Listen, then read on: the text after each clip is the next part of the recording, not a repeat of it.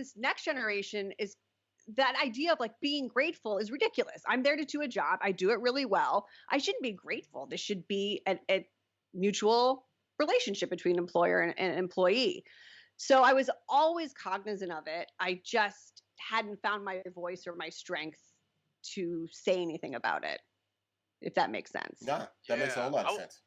I was wondering about that because Dexter and I have talked about this as, he's brought in other people from, I guess, that time where he first broke in as well, and how different it is compared to now where there's not, and Dex, we've talked about the structured path, right? Like back then, if you were like a sports writer, for example, you would typically go to probably a newspaper. They'll have you do high school. Maybe you'll work your way up to college. Maybe you'll get to the pros. Maybe you'll get a beat or whatever. And now the path is sort of all over the place. There's blogs everywhere.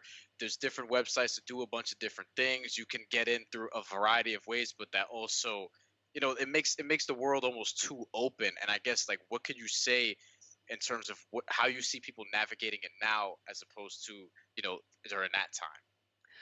I think that the number of media outlets available is wonderful. There's definitely some bad sides to that, but it's so wonderful that there's not this, I always felt that there was this fear of competing against one another. So when you see that I'm the only woman of color at New York One and the first one to cover sports, and there's a fear that because there's so just limited opportunities that you never really want to help one another out.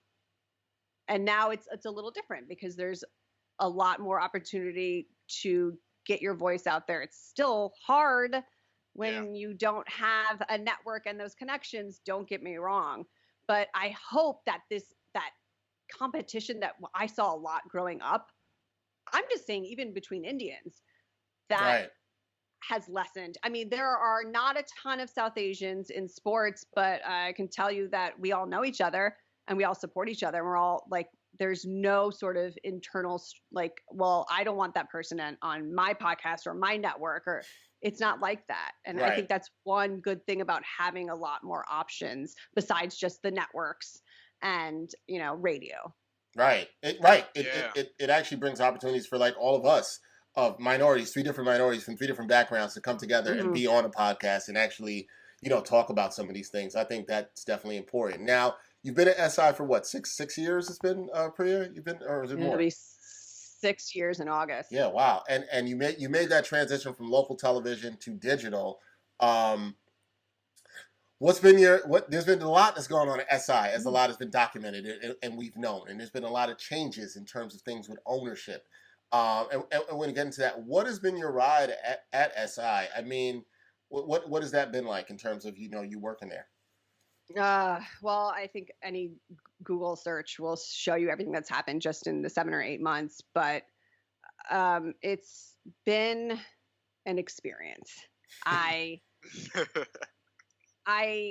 also, we're seeing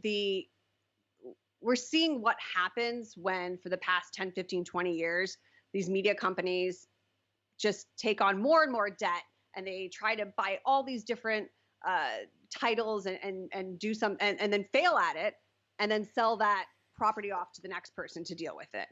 Yep. And you're seeing the end result of that, right? You're seeing so many prior to the pandemic, layoffs and buyouts and investment companies coming in and buying these media companies and just completely destroying them. And to see that firsthand, you learn a lot about capitalism and power and the power of money. What now? SI obviously had a well-documented, well-publicized layoff situation where a lot of people, including friends who I know have worked there, Deontay Prince, former editor of Crossover, who's been on this podcast a couple times. When you saw that and you see so many people go, and now I know from the newsroom we've talked about this limited amounts of people of color working there. As somebody who works there, what is that saying? What does that speak to you as a woman of color who works there, Priya? First of all, I told you so is what I want to say, because this isn't new to this year, right? Or even the past 5 years. past 10 years, we've been talking about this. And when companies start to become conglomerates and then conglomerates start to sell off those companies, like what happened with Sports Illustrated. Listen, it's not like SI suddenly found itself in precarious times. There are multiple sales that happen. There are multiple CEOs who walked away with massive golden parachutes. And you know who ends up paying the price in the layoffs are those people who don't have the big followings and didn't have the support of their editors and didn't have were the favorites and weren't able to build this like huge name up for themselves. That's who ends up suffering. And it also tends to be Black and brown people. Mm-hmm. Yeah, that's something that we talked about a lot. Also, can you speak more to, I guess, the numbers aspect of it? Because, and I've experienced this firsthand last year in a situation that I'm not going to talk about publicly, but Dexter knows what I'm talking about. Where sometimes some people who play the numbers game and could benefit to it to a point, they can still, that thing. They could still get on with a certain network, and that could sort of get manipulated in a different way. But there's different ways to accumulate these numbers now, and a lot of people are doing it in a way that outlets can't necessarily see through. And I'm wondering, like, how does that come into effect when all this is going on? Because it's become a numbers game more than it's become almost a quality game, if that makes sense. Yeah, absolutely. Wait, are we like we're referring to what the numbers as far as we're talking about clicks, followers numbers, as people want to say, and things like that, as opposed to there being like, as opposed to the work. That's absolutely what it is.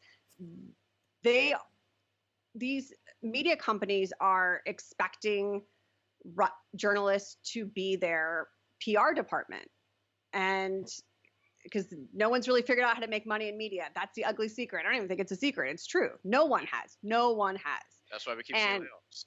Right. And you're right. It's on these journalists to stay relevant on Twitter. And look, I love Twitter. I'm on it all the time. But like, I need X amount of followers. I need this amount of engagement. And I think companies would be lying if they said they didn't look at your social media for pure engagement and numbers before they hired you. And then you see, I'm sure we were going to talk about this. You see what happened at the Pittsburgh Gazette. Yes, we'll get into that. Yes. Yeah. So that's interesting, right? Because they came after her social media. But I'm sure there's pressure to make sure that you can trend on social media and that your stuff is being seen. So that whole situation should be discussed moving forward with these media companies on what exactly you want your journalists to do with their social media. Like, you want it to benefit you, but the moment it crosses a line, then you get punished for it, or it crosses whatever line they think that. Yeah, whatever line they think that is, right. Yeah. Is there a way we could see a shift in that, like post-pandemic and post, I guess, everything that's going on now? Like, no. Are people going to prioritize the work ever, or is this just going to be what it is, and then we're going to continue to see layoffs and companies, change ownership every 3 to 5 years and so? I say no right now because, once again, nobody really knows how to make money right now, and we thought it was through subscriptions. Then we just saw what happened at The Athletic. They just had a bunch of layoffs. Well, and they could have done a better job hiring out the gate, but that's just my opinion. I subscribed to them for free for a month, and then I stopped. It's a whole nother. God, media is just a mess. I hope there's no one young listening to this saying, forget it, I'm not going to be in journalism. No, but it's hard though. It's hard, like, because I'm thinking about that now, because I just graduated school a few years ago, and now I'm looking at how much has changed in just those few years. And I'm like, yo, why would you want to go this route at this point? Like, I don't know. You're not gonna have the cushion unless, like, your dad was like famous for doing this or something like that. You know what I mean? Or your mom was like a famous producer or whatever the case may be. But unless you have that like, how are you, like, when it comes down to things like just medical benefits and things like that you should be able to secure on a regular salary, where are you getting that? Because, like, for me, for example, I'm 26 now. I have not had benefits before. Any job that I've had in media, I haven't had benefits, haven't had healthcare. I don't have healthcare right now. We're in a pandemic. You know what I mean? Like, so what are we talking about? Yeah. And so when I mentioned earlier about there's so many different options out there and different ways to have your work seen, and that's something a lot of, I'm like right on the cusp of millennial and Gen X, but a lot of Gen Xers and older say like there's so many other ways out there to show your work, and you're like, yeah, but those ways don't give me healthcare or a 401k. And that's problematic, right? Like it's wild that you are tied down to any job because you want to make sure that you have insurance.